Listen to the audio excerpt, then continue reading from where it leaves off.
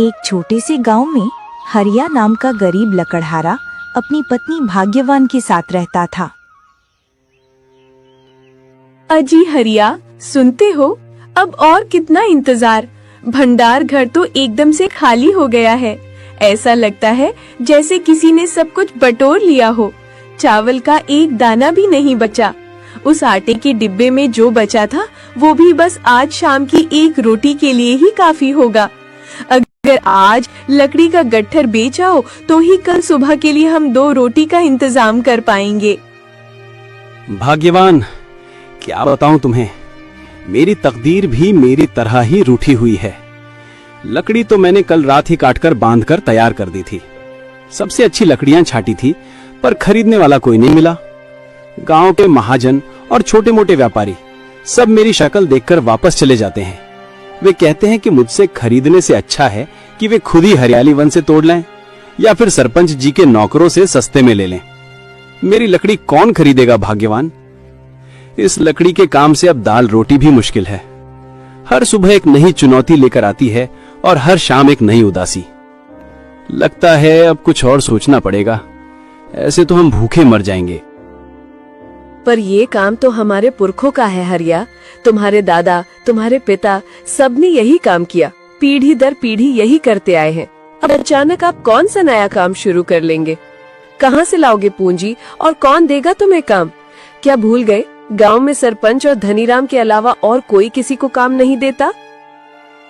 मेरे पास एक उपाय है भाग्यवान, एक ऐसा उपाय जो शायद हमारी किस्मत बदल दे। तुम्हें याद है, हमारी शादी से पहले से ही मैं जंगल में जाता था और अपने लिए ज्यादा लकड़ी काटता था ताकि ज्यादा पैसे जमा कर सकूं। मैंने इसे कभी खर्च नहीं किया, इसे कभी छुआ भी नहीं, क्योंकि मेरे मन में बस एक ही ख्वाब था कि शायद किसी दिन मैं ठाकुर धनीराम से हमारी पुरानी खेती जमीन वापस खरीद सकूं। अब लगता है वही समय आ गया है। इस काम में तो बरकत नहीं है। हम खेती शुरू करेंगे, हमारी अपनी जमीन होगी, अपनी फसल होगी। वो जमीन?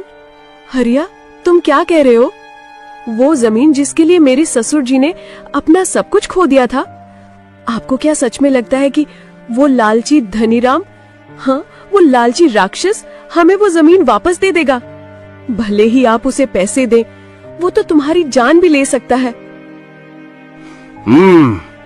पैसे के लिए वो राक्षस कुछ भी करेगा भाग्यवान। वो बहुत लालची है, उसकी लालच ही हमारी ताकत है।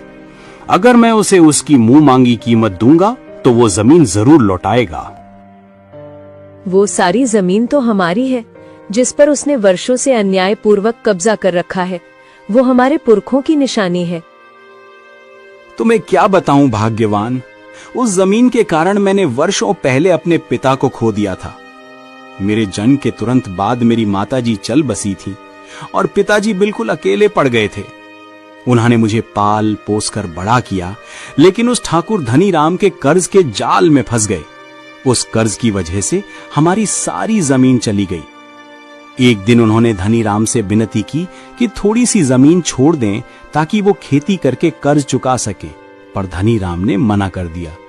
पिताजी टूट गए थे। फिर क्या हुआ था पिताजी के साथ हरिया? मुझे हमेशा यही बताया गया कि वह वीरान कुएं के भूत के शिकार हो गए। बचपन से यही सुनकर बड़ी हुई हूँ।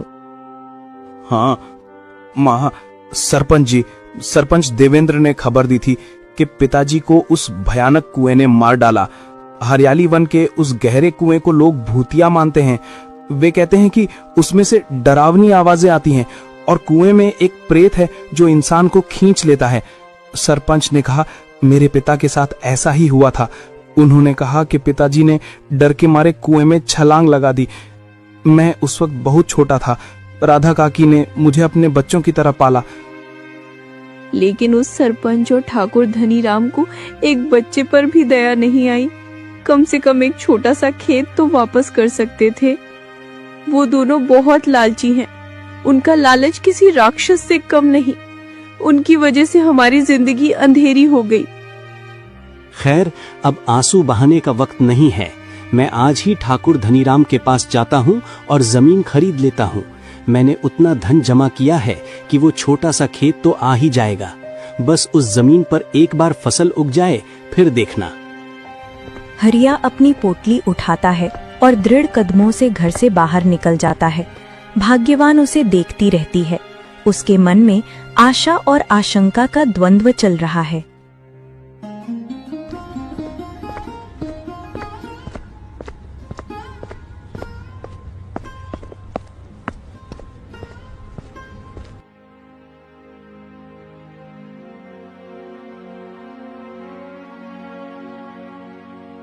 ओहो हरिया, आज मेरे रंग महल कैसे आना हुआ? क्या कुछ खास बात है? वैसे मैं तुम्हें बता दूं, मुझे तुम्हारी घिसी पिटी लकड़ियों की कोई जरूरत नहीं। मेरे नौकर हरियाली वन से रोज बढ़िया लकड़ी लाते हैं और मेरे लिए अब ये सब छोटे मोटे धंधे बेकार हैं। क्या अपनी किस्मत का रोना गाने आए हो? नहीं ठाकुर साहब, मैं लकड़ी बेचने नहीं आया। मैं आपसे एक जरूरी सौदा करने आया हूँ। मैं आपसे अपनी पुरानी खेत जमीन खरीदना चाहता हूँ। वो जमीन जो मेरे पिता की थी, मैं उसे वापस पाना चाहता हूँ।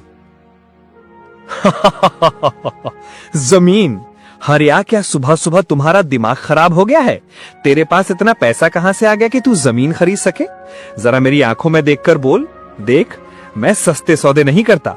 मैं एक एक इंच की कीमत वसूल करता हूँ। जमीन तो मैं तुझे दे दूंगा, लेकिन पूरी कीमत वसूल करूंगा। 1 रुपया भी कम नहीं। और मेरी कीमत तो तुझे पता ही होगी। मैं ये धन लेकर आया हूँ ठाकुर साहब, आप देख लीजिए, क्या इतने में सौदा हो जाएगा? मैंने वर्षों से ये पैसे इकट्ठे किए हैं।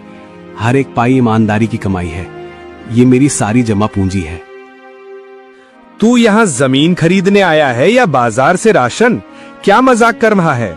तू इस रद्दी सी पोटली को दिखाकर जमीन चाहता है? इतने कम पैसों में तुझे खेत चाहिए? हरिया, ये तो खेत की चौथाई कीमत भी नहीं है। तेरी औकात इतनी ही है? अब जा यहाँ से और अपना ये बचत का धन वापस ले जा। मेरे महल में मेरी तौहीन मत कर। ठाकुर साहब, थोड़ी दया तो दिखाइए, मेरी मजबूरी समझिए। ये धन आप रख लीजिए और मुझे खेत दे दीजिए। बाकी का जो धन बचेगा मैं फसल उगाकर कड़ी मेहनत करके आपको लौटा दूंगा। मुझ पर विश्वास कीजिए, मैं आपका एक एक पैसा चुका दूंगा। मैं जी जान लगा दूंगा। बस मुझे खेती करने का एक मौका दे दीजिए। पहले तेरा बाप कर्ज लेकर मरा, उसने भी यही कहा था कि चुका दूंगा। उस वक्त तो वसूलने के लिए हमारे पास जमीन थी, लेकिन अब अगर तू कर्ज लेगा तो तेरा सब कुछ चला जाएगा। हरिया, तेरी बीवी को भी मुझे बेचना पड़ सकता है। नहीं नहीं, मैं खूब मेहनत करूंगा, अच्छी फसल उगाऊंगा और आपका कर्ज लौटा दूंगा। मैं अपने पिता जैसा नहीं बनूंगा। मैं अपनी किस्मत खुद लिखूंगा। बस आप मुझे वो खेत दे दीजिए ठाकुर साहब। मैं आपका जीवन भर एहसान मानूंगा। ठीक है, ये धन मुझे दे दे, लेकिन याद रखना, इसके बाद भी बहुत सारा धन है जो तुझे मुझे लौटाना होगा। मैं तुझे खेत दे रहा हूं, लेकिन तू अब मेरा कर्जदार है और मेरा कर्ज ब्याज के साथ बढ़ता है। इस बात को गांठ बांध ले। आपका बहुत बहुत धन्यवाद ठाकुर साहब। आपने मुझ पर जो विश्वास किया है उसे मैं कभी नहीं टूटने दूंगा। मैं आज से ही खेत पर काम शुरू करता हूँ। आपको शिकायत का मौका नहीं मिलेगा। हाँ, अब जा यहाँ से, मुझे और भी जरूरी काम है। और हाँ, अगर कर्ज नहीं चुका पाया तो ये मत सोचना कि मैं दया करूंगा। तेरी ये छोटी सी खुशी ज्यादा दिन नहीं टिकेगी। हरिया तेजी से बाहर निकल जाता है। धनीराम पोटली को देखता है और फिर मंद मंद मुस्कुराता है। उसकी मुस्कान में जीत और षड्यंत्र का भाव है।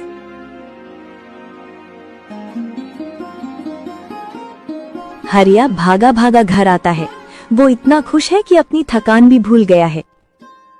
भाग्यवान, भाग्यवान, बहुत बहुत मुबारक हो। हमारा सपना सच हो गया। किस बात की मुबारकबाद हरिया? क्या आपका काम बन गया? क्या उन्होंने तुम्हें? हाँ भाग्यवान, ठाकुर धनीराम मान गया। उसने हमें हमारी जमीन वापस दे दी। अब हम फिर से किसान बनेंगे। क्या आपने उतने पैसों में जमीन खरीद ली? क्या वे पैसे पूरे थे? मुझे विश्वास नहीं हो रहा। मुझे लगा था कि वह तुम्हें धक्के मारकर निकाल देगा। नहीं भाग्यवान, पैसे पूरे नहीं थे। मैंने उन्हें सच सच बता दिया कि मेरे पास यही सब है। पर मैंने किसी तरह ठाकुर को मना लिया। अब हम उनके कर्जदार हैं, पर मैंने सोच लिया है इस बार मैं फसल उगाकर वो कर्जा यूं चुकता कर दूंगा और वो जमीन हमेशा के लिए हमारी हो जाएगी। हरिया, मुझे पता नहीं क्यों पर उस ठाकुर पर मुझे वरा भी भरोसा नहीं है। वो इतना सीधा कैसे हो सकता है? कहीं ये उसकी कोई नई चाल तो नहीं? मुझे उनके साई से भी डर लगता है। अरे तुम जरूरत से ज्यादा सोच रही हो भाग्यवान, ऐसा कुछ नहीं है। वो क्या चाल चलेगा भला? आधे पैसे तो वो ले चुका है और बाकी के मैं उसे लौटा दूंगा। सीधी बात है, इसमें इतना क्यों सोचना? तुम बेकार में मन में डर बिठा रही हो। अगर आप कहते हैं तो मैं मान लेती हूँ, पर मेरा मन गवाही नहीं दे रहा। उस जमीन से हमारा सारा सुख चैन छिन गया था और अब वो इतनी आसानी से वापस मिल गई। मुझे अभी भी उस पर विश्वास नहीं है। तुम अपना ध्यान रखना। चलो ठीक है, तुम घर का काम देखो और मेरी चिंता छोड़ो। मैं खेत जा रहा हूँ। मैंने कुछ गेहूं के बीज बचा कर रखे हैं। आज से ही बुआई शुरू करूंगा। जितनी जल्दी फसल उतनी जल्दी कर्ज से आजादी।